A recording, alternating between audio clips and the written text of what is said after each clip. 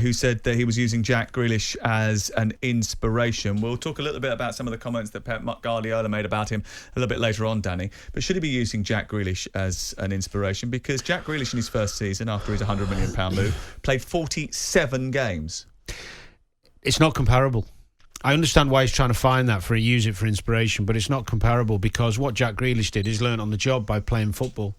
And although his first season wasn't as productive and as successful as his second, he's still out there learning. Look, you don't learn anywhere near as much on the training pitch as you do on the football pitch. I'm telling you that now. It doesn't matter who you're training with and who's coaching you. You can learn, but you educate yourself on the football pitch more than anywhere else. That's where you learn. In pressurised situations, trying to deliver in big games with other players around you, all playing at high intensity. Training doesn't give you that. So if I was him, I think you'd have to be realistic and understand that it hasn't worked. And actually, if he wants to give up another year doing the same thing, fair enough, that's up to him. If he's had a conversation with Pep, maybe we don't know about, that, look, I'm going to use you more, then of course you're going to stay. It's the most successful team. But I personally, if I went a season at any club where I was playing that little, I left. I manufactured a way out. And let's be right about it, he's a good player. There'll be plenty of takers for him. He's a good player, but he's not a great player, is he? I mean, I remember when he made the move last summer, I said on this programme, he's not Manchester City quality for me. He's not Champions League quality. Why did they sign him then? I don't know. Homegrown quota, perhaps.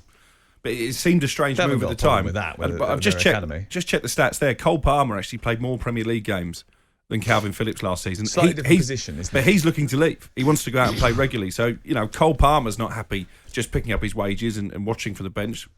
Kalvin Philips in a season at the end of which there's going to be a European Championship.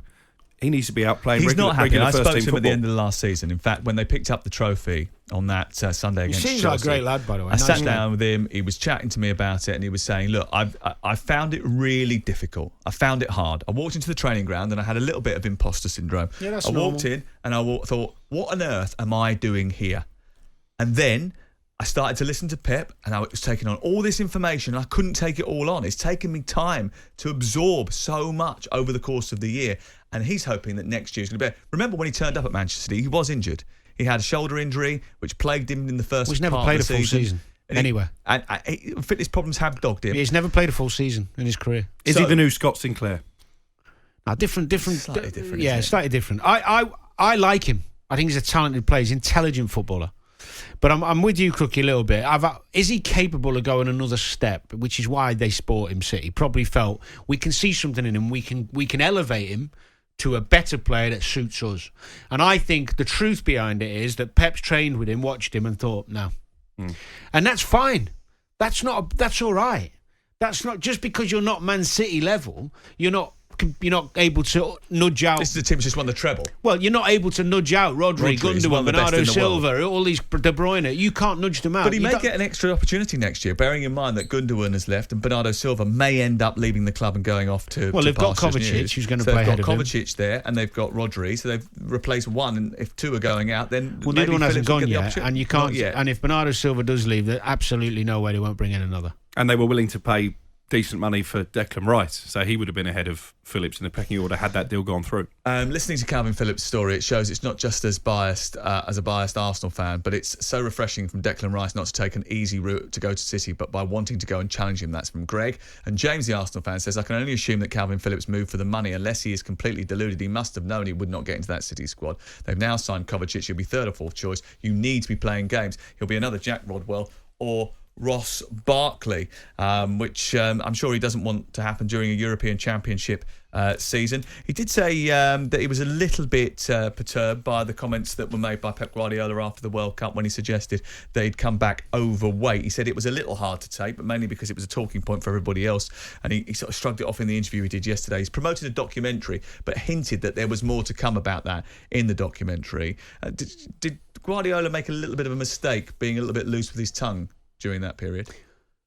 I think it would have been better if he just said he didn't feel like he'd come back in a good place to play, fitness-wise to play. You know, that because fitness ain't always about your weight. Your mentality and where you're at in your head can affect your fitness. You know, you can be in I wouldn't say a dark place, but you can be in a place mentally where it affects your physicality. You know that in everyday life. So, I mean, I think he could have dealt with it better, Pep. But also, on the flip side, I was always somebody, and most of the top players I played around were very resilient characters, and they were all very good at reacting to criticism, whether it be publicly and privately.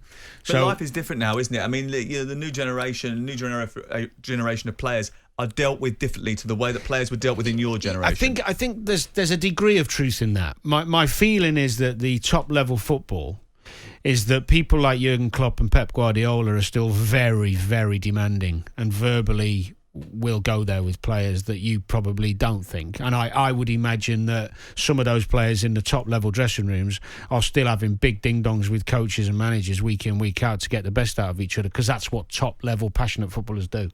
I can't go down the line of thinking we've completely gone backwards into this, nice calm debate and an intellectual. Everyone's got the emotional intelligence to actually talk things through, forensically and correctly. It's a lot more prevalent than it was in your day. It's more prevalent, yeah. But and I think there's been a lean towards the way coaches speak to players from a younger age, etc., which I don't necessarily think is a good thing, because don't get me wrong, I'm not into bullying, but I am certainly somebody who believes that a lot of people, and I even see it with the young players in the lads I coach or help to coach, some of them definitely respond better to a kick up the bum.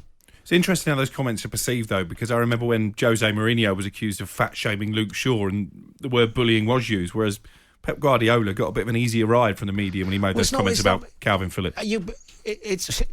Bullying is perception. Take your Manchester United hat off again. Bullying is perception, isn't it? So, for example, if you said to me as a friend, or if you as a manager, if Pep said to me, or my manager said to me, you're not ready, I think you're overweight, and I took it fine and said, right, I'll do something about it. If you think that, I'll lose a bit. Houllier said it to me when I wasn't playing regularly. When you need to lose some more weight, if you're going to play right or left midfield, you're not going to play central. You're going to have to play right or left to get in the team regularly. You've got to get fitter, so you need to lose some weight. All right, if that's what it's going to take, I'm in. How do I do it? And you're right about how different players respond, because I remember Ricky Lambert telling me his light bulb moment was Alan Pardew called him out in a training session in front of his Southampton teammates and said, "You're a disgrace." He was eating curries on a Friday night before a game. He was drinking too many pints. And Alan Pardew obviously felt the way to deal with that was to out him in front of his teammates. All of a sudden, Ricky Lambert gets himself lean, he gets himself fit, he gets himself in the England squad. And I moved to Liverpool. Yeah. Briefly. Interesting to see how he responds, Kalvin Phillips. I do hope that it ends up working out for him. He seemed determined when I spoke to him that he wanted to stay. He wanted to stay and be a part of Manchester City because he could see the success that was coming their way. You can't blame him, but he will get... After 1 year, if he gave up after 1 year, we'd be sitting here saying he was mentally weak and he wouldn't fight for his place. Yeah, that's why I said at the beginning, I think it would be dependent on the conversation with the manager, because you'd hope that a manager like Pep, and I'm sure he is this type, would be brutally honest with him if he didn't think he had room to improve and get in the team and say, look, while I'm here, this is where you're at. Go back to Zinchenko. They were trying to sell him at one stage to Wolverhampton Wanderers. In fact, a deal had been agreed for around about 10 million quid, if I remember rightly. And he said, no, I want to stay here and fight for my place. He did that for a year. He then ended up moving on. But ultimately, he went in there first of all and said, I'm going to try and get into this team. Yeah. And I get it. I wouldn't be saying... I personally would be having a sit down with the manager and going, look, this is what I want. Tell me, give me some help or give me your feedback. And if the manager's saying, yeah, well, we're going to help you, we're going to get you there, then you would stay. Is it a concern for Gareth Southgate? Because it's not just Kalvin Phillips, is it? It's Harry Maguire as well, who looks like he's going to stay at Manchester United. He won't be playing regularly in the Premier League. But that's two mainstays of Gareth's England squads that maybe won't be playing regularly going into a major tournament. You've got Levi Colwell's coming through and playing now. Declan Rice is going to play in an Arsenal team every week. You've got Jude Bellingham playing for Real Madrid. I'm not sure Mount's going to be playing. They're going to be short of numbers of people playing regularly in the top leagues. And it's just the way squads evolve, isn't it? It's evolving, yeah, it's changing. But you think Maguire will leave? 100%. No, I'm not convinced by that. What, £50 million? Just got a big pay rise as a result of qualifying for the Champions League as well. There's no way he's staying. Jim White and Simon Jordan. Monday to Friday mornings from 10 on AM, on DAB, via the talkSPORT app and on your smart speaker. talkSPORT.